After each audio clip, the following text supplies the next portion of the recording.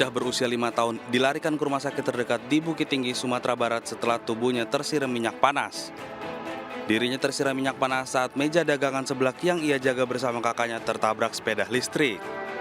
Kakak korban menyebutkan, kejadian berawal saat ia dan adiknya berdagang seblak dan gorengan di kawasan lapangan kantin. Saat memanaskan minyak goreng, tiba-tiba seorang pengunjung memakai sepeda listrik melaju kencang dari arah depan dan menabrak meja lapak dagangannya. Tabrakan itu membuat kedua meja dan korban terjatuh. Minyak goreng yang ada di dalam wajan pun tumpah mengenai tubuh korban. Pedagang lain yang melihat kejadian ini langsung menolong korban dan korban pun dilarikan ke rumah sakit yang berjarak sekitar 200 meter dari lokasi. Akibat kejadian ini, korban menderita luka bakar kurang dari 50%. Sementara menurut keluarga, pelaku pengemudi sepeda listrik bersedia bertanggung jawab untuk membiayai perawatan korban di rumah sakit. Dari Bukit Tinggi, Sumatera Utara, Wahyu Sikumbang, iNews melaporkan.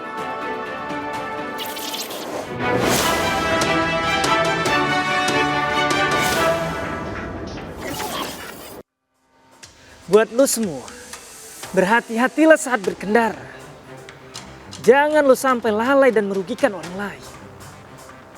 Seorang anak harus menderita luka bakar hingga 50% lantaran dirinya dan lapak dagangannya tertabrak sepeda listrik. Meski pengendara bertanggung jawab, tapi lo bisa bayangin derita si anak. Si anak akan sulit mengatasi traumanya karena akan hidup dengan bekas lukanya. Hal ini untuk memperingatkan para pengendara dan pengguna jalan untuk selalu waspada saat berkendara, agar kelalaian-kelalaian seperti ini tidak terulang kembali. Gue juga punya informasi buat lo. Berhati-hatilah saat membeli camilan di pinggir jalan. Harga yang murah, rasa yang gurih membuat banyak orang tergiur untuk membeli. Namun gue ingatkan, di balik semua itu, ada sejumlah oknum pedagang yang berbuat nakal untuk mendapatkan keuntungan lebih. Ini selengkapnya. Jajanan pinggir jalan sudah menjadi bagian yang tak terpisahkan dari kehidupan masyarakat. Memiliki rasa yang gurih, berwarna cerah, dan harganya pun relatif murah, membuat masyarakat tertarik untuk mengkonsumsi jajanan di pinggir jalan. Namun tahukah Anda bahwa tidak semua jajanan pinggir jalan aman dikonsumsi?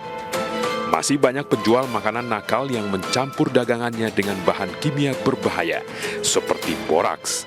Padahal, bahan ini masuk ke kategori bahan yang bersifat toksik alias beracun. Sebut saja namanya cocol. Setelah negosiasi dan lobi yang berliku, Cocol akhirnya bersedia untuk memperlihatkan proses pembuatan cilok boraks dagangannya. Sebelum proses produksi, Cocol mengajak kami berbelanja bahan-bahan untuk membuat cilok, termasuk boraks.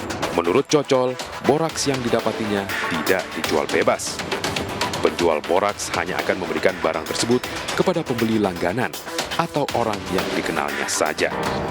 Usai membeli boraks, Cocol kemudian membeli bahan-bahan lainnya, seperti tepung sagu, terigu, penyedap rasa, dan lain-lain di warung langganannya.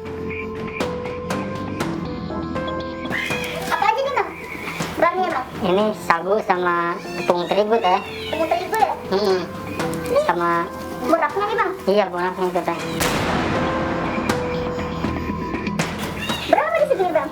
Itu 15.000 teh. 15.000 ya? Iya. Perempat ini? Seperempat.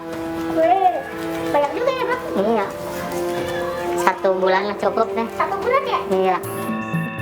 Sudah 3 tahun Cocol menggantungkan hidupnya dengan berjualan cilok keliling. Sejak pandemi COVID-19 melanda, dagangan Cocol turun drastis. Alasan inilah yang membuat Cocol menggunakan boraks untuk dagangannya.